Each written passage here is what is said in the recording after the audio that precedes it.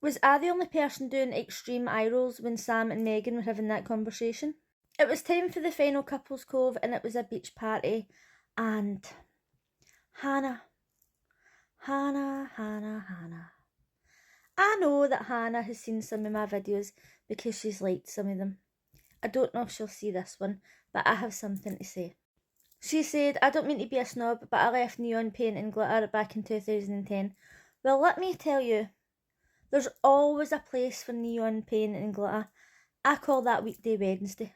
When I'm in work and I've got to handle glittery items and the glitter goes all over my hands, I pat it all over myself because I like to shine like a star. As for neon paint, I haven't had that on in a while, but neon, yes, neon all the way.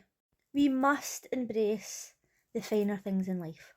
I mean, it's not as if she doesn't wear sequins because she had on like a nice sequin top, so I'll let it go this time. But anyway, back to the matter at hand. David and Oliver were having a chat, and David said the attraction to Annie's there, but we're just like pulling things back a wee bit. And this is what Oliver said at the start to Tanya, and I says, why the hell is Tanya telling Annie this? But obviously it turns out that Oliver actually had a point. Oliver said to David that he felt like he was sugarcoating things with Tanya, and I kind of thought, well, if that's really how you were feeling, maybe, just like off the top of my head I can think, like, maybe you shouldn't have been having sex with her. He says, oh, I just wanted to make sure she was happy. I'm sure that when you were having sex with her night after night and then told her that you were testing the waters with somebody else, I'm sure that made her absolutely fucking ecstatic. Matt was telling Annie that he doesn't know how he feels about the whole Georgie situation, because if the trains are off he might have to drive, and it might take 2 hours, it might take longer, blah blah blah. Now I get where he's coming for, right, because 2 hour distance is quite far, but this is the problem with these shows. Like, if you are going to go on one of these shows, you have to be willing to make changes. Personally, like, I wouldn't move to England or something. I probably wouldn't even move out of the town that I live in now, even though there was a chance that he would find somebody that lives near him. But the problem is, you go on these shows, they can set you up with somebody, like, look at May and Maury, right? He's from Scotland. And on Love Island, they bring in people from different countries. Like this year on the UK one, they brought in an American. But on the American one and the Australian one, they bring in people from all over the world. And it just doesn't make any sense because they've got to go back to their jobs. They found out that Maury and May had left, and I was just kind of wondering, like, did Maury and May regret leaving before the end? And I know they had the beach party, right, and they make it look all fun and all that, but was it really? They probably spent half the night sitting about waiting on the cameramen telling them what to do. But I kind of feel like I would have wanted to be there with my friends as a final goodbye, but we don't know how many days there was in between friends and family and the beach party. Do you know what I mean? They could have been stuck there just like for days, miserable. Megan was talking about May and Hannah, and she says that May was very opinionated and she was apprehensive about Hannah, and that she couldn't be friendly towards them until like, they apologised or whatever. And I thought, wow, I bet you May and Hannah would have been absolutely greeting themselves to sleep knowing that she's not going to be friendly towards them. Oh, that's so upsetting. Now, I'm not trying to say that Megan is fake, right, because I don't know her, but she said so many things in this show about people speaking their mind and how you need to build a relationship with somebody or get to know them before you act that way, whereas I completely disagree. Like, if I feel a way about somebody, I'm going to say it, and the only time I don't do that is if I'm kind of thinking, I don't like that person, but they haven't done anything for me to not like them, and I'll give them the benefit of the doubt. But in that case, I feel like the feelings were justified. I'm sure that Megan is a perfectly lovely person, but on this show, she came across as extremely fake. That can all be down to editing. Helen said to Megan at the dinner table, I know that you weren't too happy with some of the things that I said, but I don't like to sugarcoat things. And then Megan says, oh, like, sometimes I feel like you've got to build a rapport with a person. And then Helen was like, oh, I said that to you because I think you can handle it. I think you've got balls. And the two of them were laughing, like, oh, like, you're so strong for being here. And I just kind of thought, has she got balls though? Because to me, it was as if she was just on there out of spite. And as I said in one of my last videos, had she came on the show and says, he hurt my feelings and I'm here to get revenge, I'd have been like, oh yeah, oh yeah, oh yeah. But it's the fact that she point blank denied that that's the reason why she was there. It just fucking drove me mental.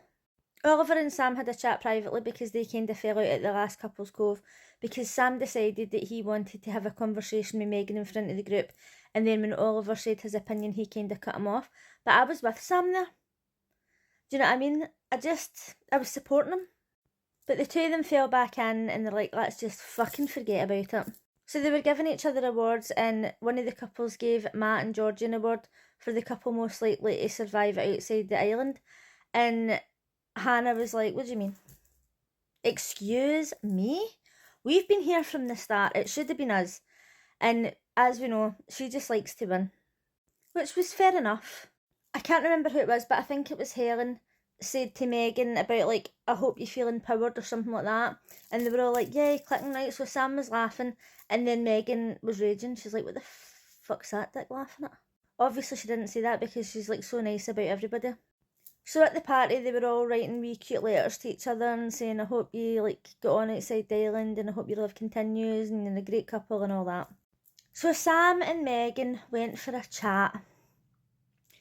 And the whole conversation, I was just like,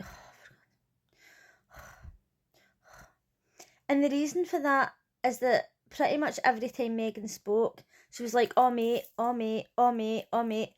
And when me and my boyfriend talk to each other and we're like kidding each other on that we fell out, or if we actually fall out, we'd be like, alright pal, alright mate, like to be sarcastic.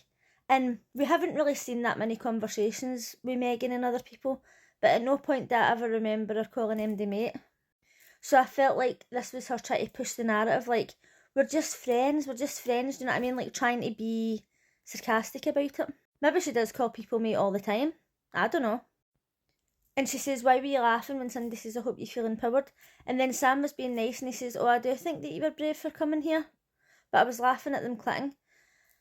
And then she just wasn't happy, right? And she was getting upset about it, and she says, oh, I felt lonely and blah, blah, blah.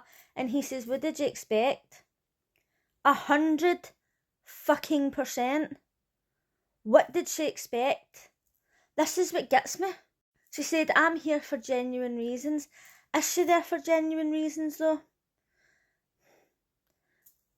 If we had to see her application form, which we won't, would we see that she wrote on it that her ex is on the island? Because if she filled out that application form and she didn't mention his name, didn't say that it was her ex, nothing, then I will believe that she's there for genuine reasons. But if she's mentioned it and says, oh, we split up, or he left me to go on the island, then we know that she's not there for genuine reasons. How can I see this application form? I kind of wish they were in public records somewhere. Who do I need to blackmail to get my hands on these blasted application forms? So she went away crying and Hannah felt bad for her.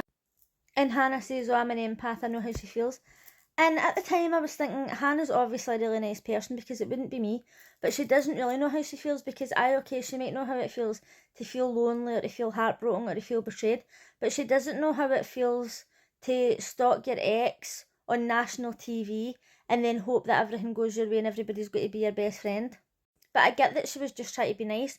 So Sam is looking over like, why the fuck is she with her and not over here seeing me? I'm upset. The next day, Hannah and Sam says that they'd had an argument, and Hannah says, after I had spoke to Megan, I came to talk to you, and you had obviously been stewing, like, and he was angry. And he says, what did you expect? And again, like, I was kind of on his side. Actually, I was fully on his side. So Hannah says, I was comforting his ex-girlfriend because of a conversation that she had with him, as if it was Sam's fault. But she put herself in that situation. But clearly Hannah is just a nicer person than me. It was time to leave the island and Oliver and Megan were having a conversation and there was not even one infinitesimal speck of chemistry. So in the next episode they're doing the final flare out where they decide if they're going to stay together or not. Let me know what you thought of this episode. Do you think that Hannah was in the right for comforting Megan and would you have done the same? And I'll see you again tomorrow. Bye!